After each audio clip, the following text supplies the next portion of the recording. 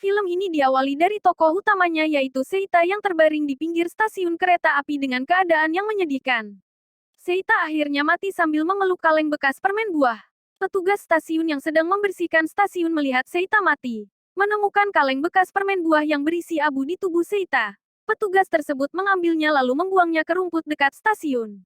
Dari kaleng itu muncullah kunang-kunang dan juga seorang gadis kecil yang hendak menghampiri tubuh kakaknya yang terkapar di stasiun. Tapi tidak jadi karena kakaknya sudah di belakangnya.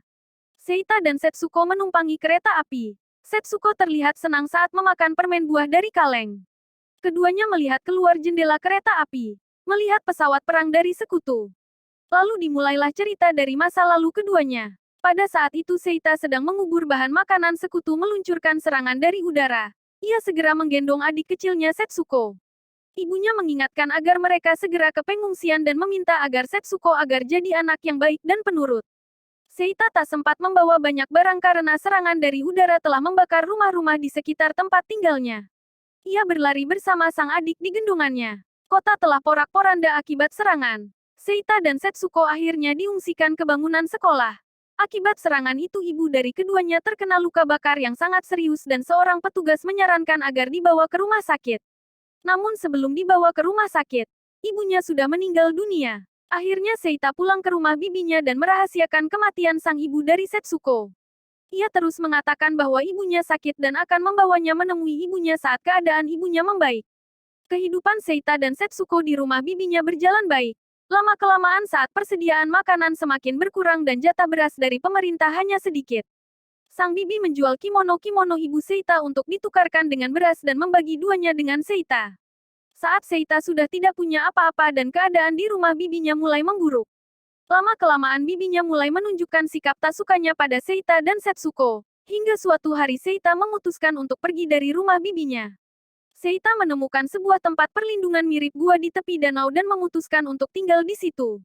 Di tempat tinggal mereka banyak kunang-kunang yang dijadikan penerang mereka setiap malam. Persediaan makanan semakin habis dan para petani tidak mau lagi menjual beras.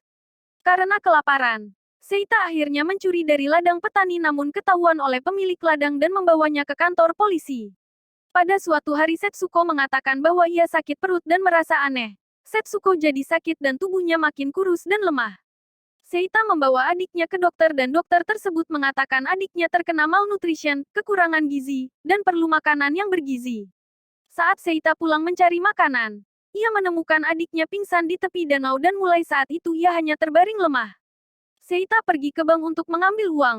Di situ ia mendengar bahwa Jepang telah menyerah dan kapal pasukan laut di mana ayahnya salah satu tentara tenggelam tanpa sisa.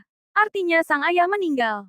Ia pulang dengan keadaan terpukul dan menemukan adiknya terbaring sambil mengulung kelerang yang dianggap permen.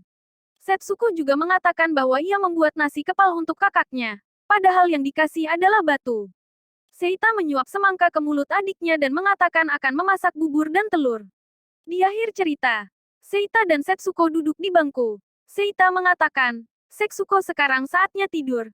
Dan ia merebahkan kepalanya di pangkuan Seita dan Setsuko menatap ke arah rumahnya yang telah menjadi kota besar dengan bangunan pencakar langit. Film ini mengajarkan banyak hal seperti apa itu melindungi, menyayangi, mendewasakan diri dan cara bertahan hidup. Walaupun menampilkan animasi-animasi yang indah dan penuh warna, namun cerita film ini menampilkan kisah yang sedih. Film ini juga mengajarkan bahwa hidup dengan cara Seita dapat berarti kematian.